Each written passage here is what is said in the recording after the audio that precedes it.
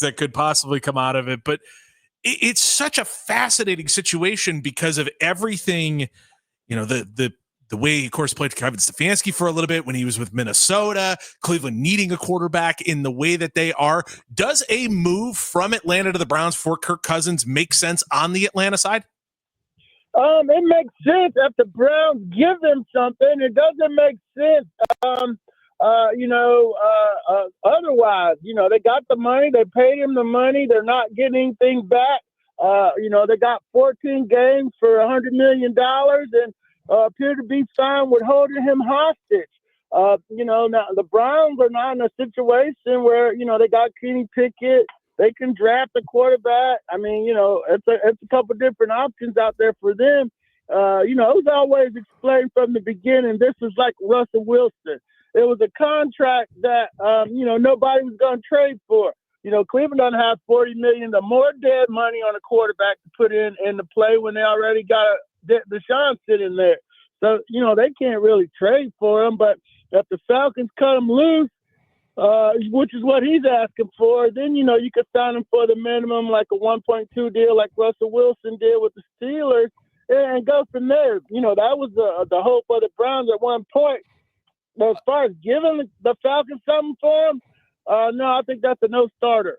Well, hey, what's going on, everybody? It's your dog, Ty, checking in with a video. Hey, we are checking out audio from Baskin and Phelps from 92.3 Cleveland Radio. They cover Cleveland sports. And they had the Orlando Ledbetter on I think it was yesterday.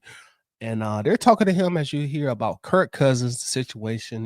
There have been a lot of rumors, a lot of reports that Cleveland is the front runner to trade for Kirk Cousins. Also earlier this week we had Kirk Cousins popping up everywhere in and around the city of Cleveland. So you got the Orlando Ledbetter on their show, who's of course the local Falcons beat writer, and he has been doing this for decades upon decades. Shout out to my guy D-Led as well. And he is now kind of, bringing a dose of reality to people who are falling in this situation, such as myself, or reality, or what D-Led deems as reality. As you just heard, D-Led said the Falcons are fine holding Kirk Cousins hostage. And that's something that Terry Fontenot has been steadfast on since the beginning of this whole scenario with Kirk Cousins. He's always said since the beginning that we are comfortable with Kirk Cousins as our backup. We've already allocated for that money that we pay him, so we're comfortable with him on this team as our backup. And that's something that D-Led is reiterating also here himself. So we're gonna dance around and prance around this conversation that they're having. D-Led drops a lot of jewels and gems, and he's pretty much saying that Atlanta fans, hold your horses. You may not, the Cleveland Browns may want Kirk Cousins. They very well may want Kirk Cousins on their team, but they may not be able to trade Kirk Cousins. So let's continue to listen here. If my math is correct, 14 games for $100 million is a lot better than 13 games for $240 million. Yeah, so both of them got jobs, and they were both in the running for Deshaun too. And Cleveland, I guess, quote unquote, won that race. Hey, at the owners' meetings this week, you wrote about how Arthur Blank and Raheem Morris seem open to a trade all of a sudden. What would a trade, though, with the Browns look like? Would the Falcons be willing to eat some money for that draft pick or draft picks? Yeah, they gotta eat it. They got 100. There's no tradable way. It's untradeable because wow. D-Led said there's no tradable way. It's untradeable. So he's pretty much saying, like, look, I know a lot of stuff have been put out here in reports and on social media, but I'm here to tell you it's untradeable. Cleveland and Atlanta trading for Kirk Cousins, it can't happen. So let's continue to hear what D-Led is saying. And again, shout out to Baskin and Phelps, 92.3 in Cleveland. Check them out if you're, a fan of Cleveland sports. Browns wouldn't give him a draft pick. There's no trade that we can come out with that works. They're not gonna give him a 7th. I mean, that'd probably be about all you can get. Even if the Falcons agree to pay the contract, they already paid the contract. The problem is the Browns taking the hit number with moving with them. That's got to move with them. So yeah, they're like, no, we're not taking. They can't take it on. When he says the hit number moving with him, that's something that a lot of us don't talk about. Kirk Cousins' cap hit for 2025 is right at $40 million. It's $40 million even. It is the biggest cap hit on the Atlanta Falcons team, of course.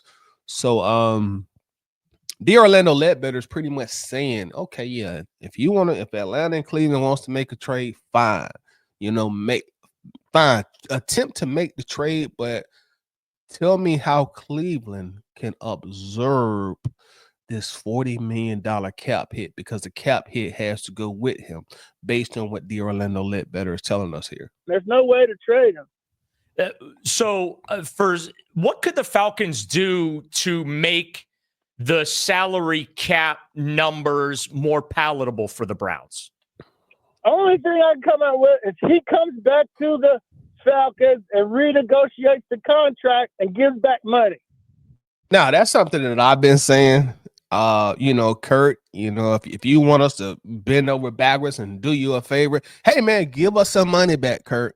You know what I mean? You want the Falcons to do you a solid, do what's best for Kirk Cousins, even though you've only been here you've only given us 14 games. Not like you're Matt Ryan or Grady Jarrett, where we're gonna try what we can to do what works for you and your family. You've only been here, Kurt. You only gave us 14 games and 7 wins. So, Kurt, if you want us to do you this, hey, big dog, give us some of that money back, bro. You know what I'm saying? Give us some of our cheddar back. Give us some cheese back, brother. And how many times has that happened? 0. That's the only way I can come up with. And we were talking to people down at the owners' meeting. It's like, well, yeah, that might even be a violation of the CBA. She says, okay, here, take back $40 million. My salary cap is now this. We voided that contract. We got a new contract for $1. Now trade me. There'll be all kinds of union lawyers fighting for that kind of groundbreaking type of situation. So D-Led is dropping a bombshell here. D-Led is saying, you know what? Even if Kirk told the Falcons, which he won't, Kirk all about his money, and I ain't mad at him about that. But even if Kirk told the Falcons, look, I will give you some of y'all money back. Just get me out of Atlanta. I'm ready to go. Orlando Ledbetter is saying, you know what? The players union may step in and say, hey, no, we don't do that. We don't do that. We got a problem with that. Hey, let's look into that. Let's get our lawyers on the phone. So Ledbetter saying that could become problematic in itself, even if he gave some money back. Now, personally, I think if Kirk wanted to go bad enough where he was willing to give some money back, they could, finesse, the situation and, tear up the contract and rewrite another contract and make it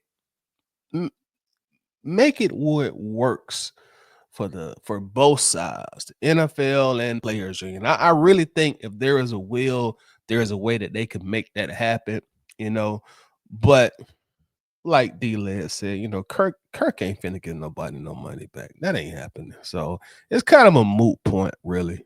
So that's the only way. They can't redo the contract, but they're already mad at each other. They've been mad since they drafted Penix. Michael McCartney went on NFL Network or someplace, complaining about that they blindsided them. They didn't call Kurt until they were on the clock. And so, they've been bad blood since then. They got a no trade clause. They don't have to waive it. So then what the Falcons are, we don't have to renegotiate with you. So, yeah, it's messy. It's a bad situation. The only dang. D-Lair said they mad at D-Lair said they mad at each other. They've been mad at each other since, Kurt was blindsided when the Atlanta Falcons drafted Michael Penix number 8 in the most recent NFL draft. So D-Lair said, hey man, they've been mad at each other since then. He even used the term messy, so D-Lair said this is messy and flowery branch, and I definitely believe it. I don't think either side is really on great speaking terms, and that probably is why you had Kirk Cousins, going over Terry Fontenot's head and going directly to owner Arthur Blank and speaking directly with him. When he met with Arthur Blank, and we covered that on our most recent video. Check it out if you have not seen it. And it looks like Arthur Blank even stood with his guys. Like, hey, I'm gonna hear you out, Kurt. I'm gonna hear everything you got to say, but at the end, I'm gonna do what's best for my team, my franchise, and the guys that I've hired to represent the Falcons, and we're gonna hold on to you. So don't expect us to release you. And this shines more light as to why Kirk Cousins is asking the Falcons to release him, because maybe, I shouldn't say maybe, but it's probably apparent that Kirk and his team, his agent, see that a trade to Cleveland may not be feasible, contrary to the reports that have been put out. So we're gonna see how this situation plays out, man. We may be talking about this Kirk Cousins story for quite a while. Clean break his head. They just punt and kick him to the curb, and then he'll be available to Cleveland and everybody else for a minimum salary. D. Orlando Ledbetter joining us from the Atlanta Journal-Constitution on the North Olmsted Chrysler Jeep Dodge Ram hotline. I'm glad you brought up the Penix part of it, because I've often wondered in this situation with Kirk Cousins, is transparency the cause of this? Like, if they would have sat Kirk Cousins down, in your opinion, and said, hey, we're going to make this move and pick up a young quarterback in the first round of this draft, do you think it would have eased the tension a little bit better? No, I think he would have went to somebody else in free agency, but it would have been a thing where they wouldn't have got him if they did that. And, that's just the cold-hearted facts of the National Football League. But I can't find, we haven't been able to find out anybody who they were bidding against to get Kirk Cousins last year. But he would have got somewhere last year, but it wouldn't have been Atlanta if they was like, hey. So D-Lad is pretty much saying, listen, if the Falcons would have approached Cousins prior to the draft and said, look, hey, we're good. We're giving you this $100 million guarantee for only 2 years. But at the same time, hey, man, you're 35, 36 years old. You're coming off a season-ending injury. We're going to be upfront and let you know there are a couple quarterbacks we're looking at in the first round. If one of those two guys are available, we are probably going to draft him. We just want to be transparent and let you know up front. The latest saying, if the Atlanta Falcons would have told Kirk Cousins that beforehand, he does not come to Atlanta. Now, there have been some discussions on whether or not the Falcons did Kirk Cousins, quote unquote, wrong by not being fully transparent in their draft plans and letting him know up front that they were looking at quarterbacks in the top 8 of the NFL draft. And I'm obviously it's obviously some bias with me being a lifelong Falcons fan, but in my opinion, did they do him wrong? Absolutely not. They paid him very, very, very, very well. Again, coming off season-ending injury, being in his mid-30s, $100 million guaranteed for 2 years. That's all they owe him. You are a new employee.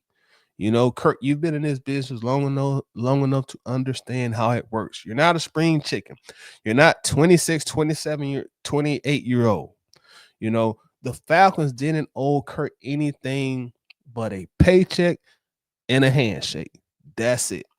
Again, it's not like a Matt Ryan situation. Well, look, you need to be fully transparent with this guy. He's been here since, 10, 11, 12, 13 years, and he's done nothing but good things for the franchise. We didn't owe Kirk all that.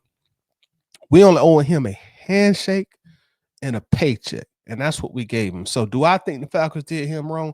Absolutely not. At the end of the day, this is still a business. We just saw Grady Jarrett walk away from the team because he was released. It's a business. Everybody involved in this understands is a business. Head coaches, it's a business. General managers, it's a business. Players, it's a business. Ownership is a business. So did we do Kirk Cousins wrong?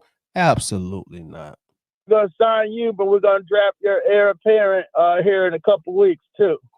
Well, the Browns are looking to draft a quarterback. The big debate up here is, do they take Shedeur Sanders at number 2? Is Shedeur really worth that pick, or is he a mid to late? Okay, so I guess we'll leave it alone. They do continue to talk about Kirk Cousins and Arthur Blank a little bit more in that segment, but they're about to talk about Shedeur Sanders, and that really does not pertain to Atlanta Falcons news. So go ahead and cut it off. Again, that is 92.3 based out of Cleveland, Baskin and Phelps. I will put a link to this full interview. Make sure to go check it out and show them some love out there. Also for their radio show. But I want you guys to do me a favor. Like, what are your opinions on this? The Orlando Ledbetter saying, hey man, the Falcons and the Browns can't make this trade. I want you guys to tell me your opinions. Do you think there's a way the Browns and the Falcons can make a trade? Or do you agree with D Led when he said, no, it's not going to happen. The trade can't happen. Do you think we should just go ahead and release Kirk Cousins and just get out of this? We got a new quarterback, Michael Penix. Do we want all this stuff, heading to training camp?